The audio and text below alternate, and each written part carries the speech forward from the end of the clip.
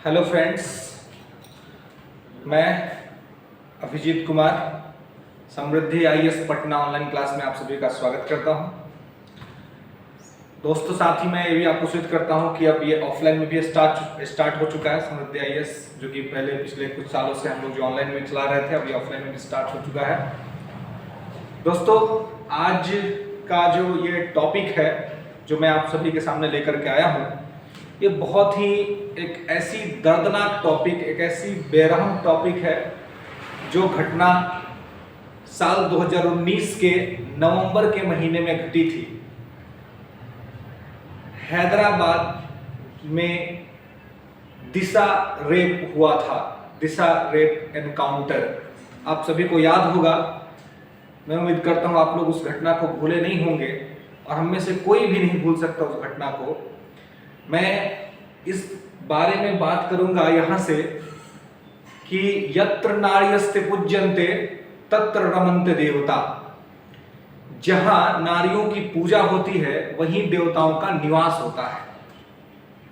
ये हमारी संस्कृति है, ये हमारा कल्चर है, लेकिन बावजूद इसके हमारे देश में कभी ना कभी महिलाएं, लड़कियों का जो सम्मान है वो ताड़ ताड़ होते रहता है और हम देखते रह जाते हैं और हमारी पूरी व्यवस्था जो है वो नतमस्तक हो जाती है। दोस्तों, इसी संदर्भ में जब साल 2019 में दिशा रेप केस के आरोपियों के एनकाउंटर को सिरपुरकर कमीशन ने बताया अवैध। देखिए दोस्तों, ये टॉपिक इसलिए बहुत इंपॉर्टेंट है, इसलिए मैं इसलिए लेकर के आया क्योंकि अभी बहुत सारे कमीशंस के इंटरव्यू चल रहे हैं।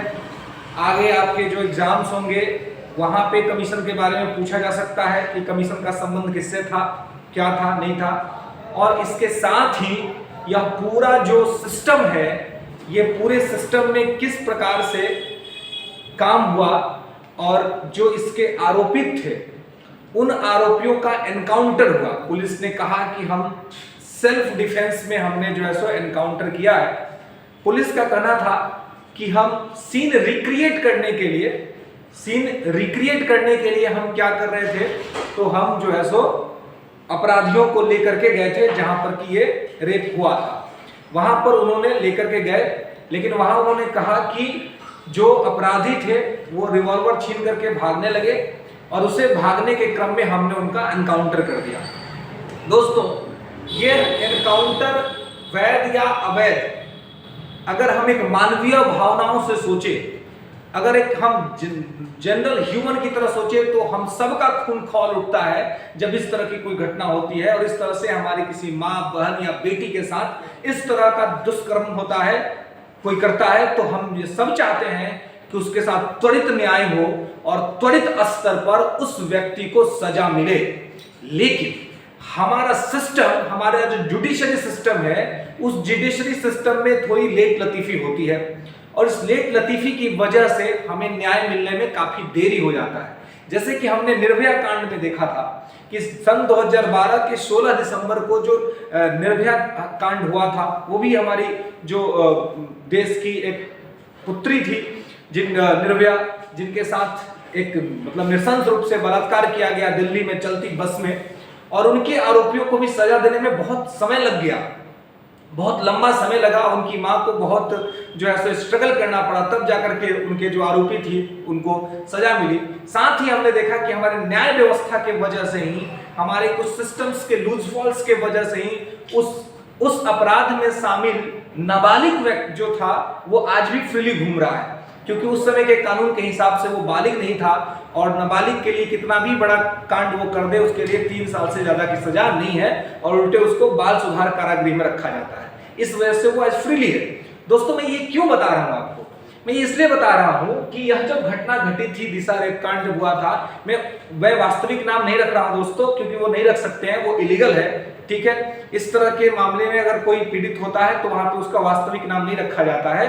तो पुलिस ने जो नाम दिया वो दिशा नाम दिया है उस पूरे घटना को। तेलंगाना की घटना थी, आपको पता होगा। वो पशु चिकित्सक थी और वो अपने हॉस्पिटल से आ रही थी। उसी क्रम में कुछ ट्रक ड्राइवर्स ने एनएच पर उसको रोक लिया, उनको लेकर के गए और लगभग 7 घंटा तक उनके साथ रेप किया और फिर जला दिया।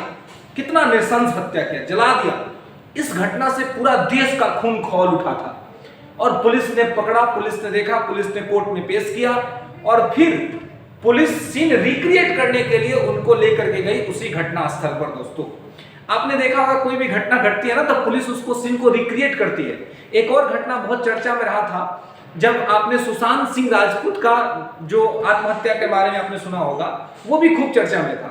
वो क्यों चर्चा में था? क्योंकि कहा जा रहा था कि वो आत्महत्या नहीं है, मर्डर है। हालांकि उसका जांच क्या हुआ, रिपोर्ट अभी तक कुछ खास नहीं समझ में आया, लेकिन उसमें भी आपने देखा होगा कि पुलिस उनके घर गई थी और बाज़ाब्ते सीन को रिक्रिएट करने का प्रयास किया पुलिस ने, ठीक है ना, कि कैसे किस लंबाई पे किस लेंथ पे फांसी लगा था, ये सारी चीजें वहां पे हुई दोस्तों, ठीक है। तो यहां पर पुलिस सीन रिक्रिएट करने के लिए लेकर के आई और पुलिस का ये कहना था कि जो अपराधियों को हमने रिक्रिएट करने के लिए लेकर के आया तो वो भागने लगे। उनमें से एक अपराधी ने हमारा रिवॉल्वर छीन लिया और उसी वजह से हमें सेल्फ डिफेंस में उन्हें मारना पड़ा और दिशा रेप एनकाउंटर के अपराधियों को त्वरित तौर पर जो है सो मृत्यु दंड पुलिस के हाथों दे दिया गया, यानी कि उनका एनकाउंटर कर दिया गया, ठीक है। पुलिस का कहना यह था कि हमने सेल्फ डिफेंस में मारा, ठीक है दोस्तों।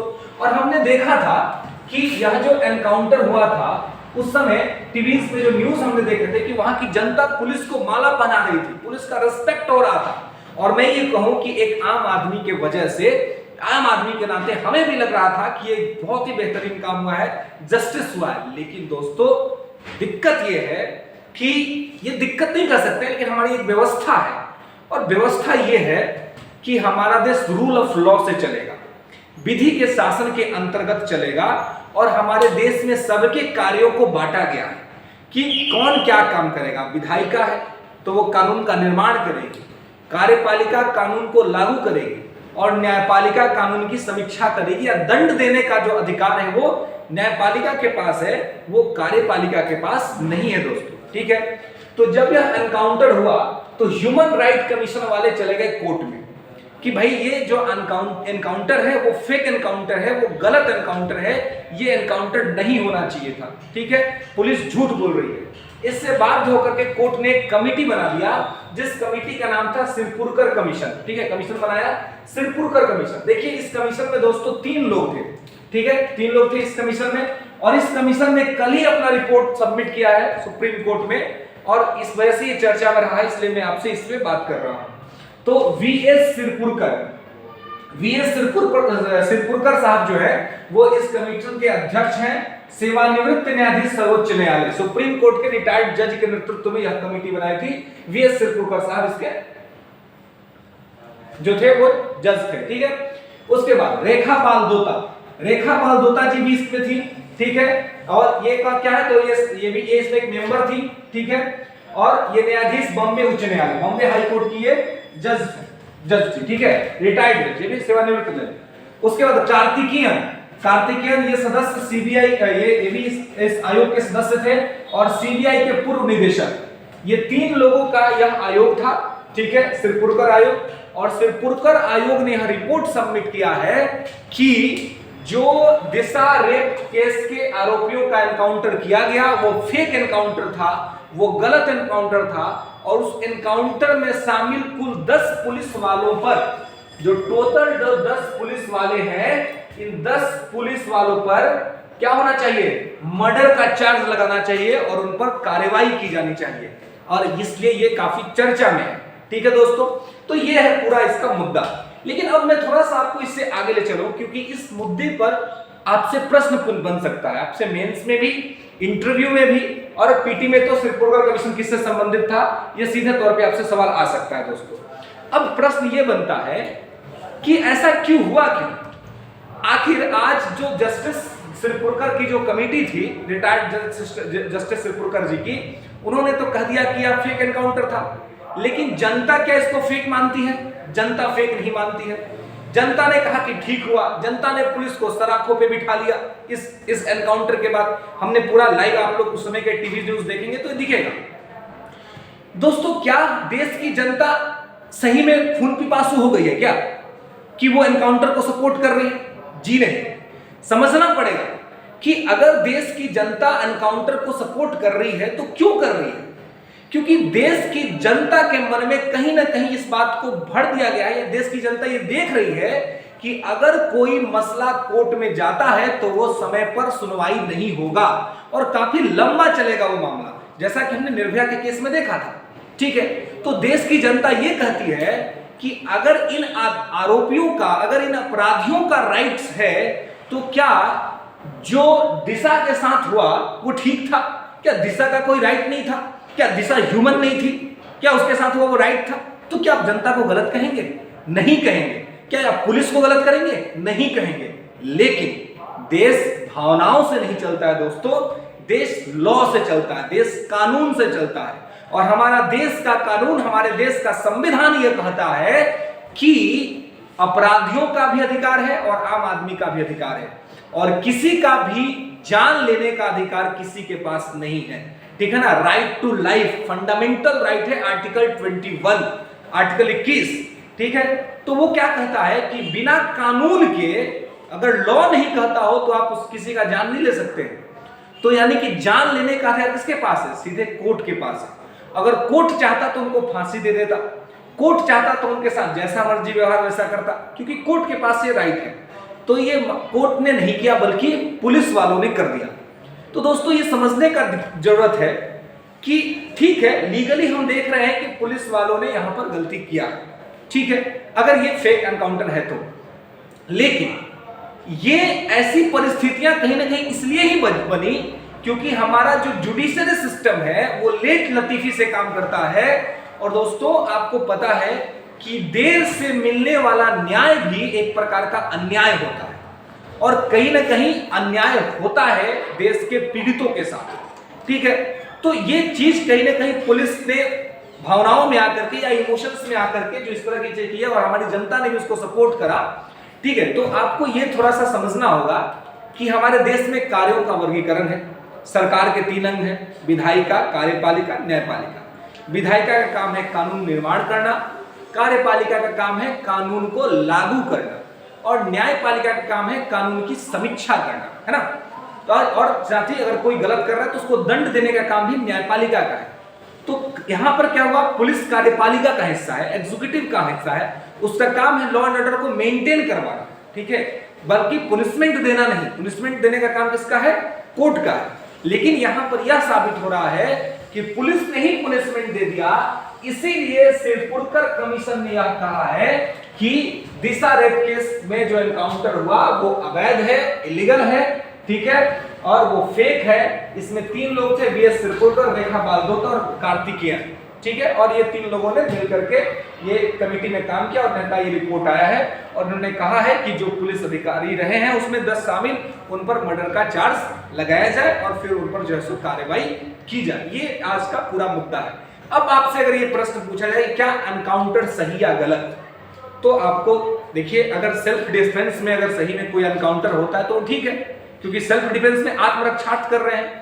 लेकिन अगर दूसरे किसी वजह से अगर हम एनकाउंटर कर रहे हैं तो वो ठीक नहीं है, क्योंकि दंड देने का अधिकार न्यायपालिका के पास है, कार्यपालिका के पास नहीं है, एग्जीक्यूटिव के पास नहीं है। ये एनकाउंटर करना एग्जीक्यूटिव एक्टिवनेस को दिखलाता है, जो कि ठीक बात नहीं है, और एक्टिवनेस कोई भी दिखलाएगा तो वो सही नहीं कहा जाएगा, ठीक है। तो ये चीज नहीं होना चाहिए, क्योंकि ये किसी न किसी के जान की बात है, ठीक है। तो हमारा देश का जो कानून है वो सबको ये राइट्स देता है कि वो अपना जीवन पूरा जिए, ठीक है, और अगर उसका जीवन छीनना है तो वो कानून के तहत ही छीना जा सकता है। आप जानते हैं हमारे देश में तो आत्महत्या का भी राइट नहीं है कि कोई सुसाइड कर ले, इसका भी राइट हमारे देश में किसी को नहीं है। अगर आप आत्महत्या का प्रयास कर रहे हैं और आप पकड़े गए तो आपको क्या किया जाएगा? आपको जेल हो सकती है। ये हमारे देश का कानून कहता है, यानी कि आपको स्वयं को भी अपना जान लेने का अधिकार नहीं है, ठीक है। तो ऐसी स्थिति में एनकाउंटर का राइट कहां से मिल सकता है? तो कानूनी और लीगली तौर पर देखें तो ये गलत है, लेकिन अगर ह्यूमन इमोशन के तौर पर देखें तो ये कहीं ना कहीं उस समय की घटना को देख करके लगता है कि सही है। तो ये क्यों सही लगता है, ये विचार करने का विषय है। और मैं जस्टिस सिरपुरकर साहब या देश के तमाम जस्टिस से ये अपील करूंगा, देश की व्यवस्था से अपील करूंगा कि आप जुडिशरी सिस्टम को इतना तेज करवाइए ताकि किसी भी आम नागरिक को ये ना लगे कि जुडिशरी से जल्दी वर्डिक्ट तो हमारी पुलिस दे देगी। ये लोगों के मन में नहीं आना चाहिए। और कहीं ना कहीं लोगों के मन में ये बात आ गई है कि पुलिस चाहे तो जस्टिस जल्दी दे सकती है एनकाउंटर के द्वारा, ये ठीक बात नहीं है। जनता को भरोसा दिलाना होगा, जनता को भरोसा दिलाना होगा कि जो जस्टिस मिलेगा वो जुडिशरी के माध्यम से ही मिलेगा और टाइम से मिलेगा। ठीक है, तो इसी के साथ दोस्तों आज के इस सेशन को मैं एंड करता हूं। तो पसंद आया वो वीडियो तो चैनल को लाइक करिए, शेयर करिए और सब्सक्राइब करिए। फिर मिलते हैं अगले वीडियो में। धन्यवाद।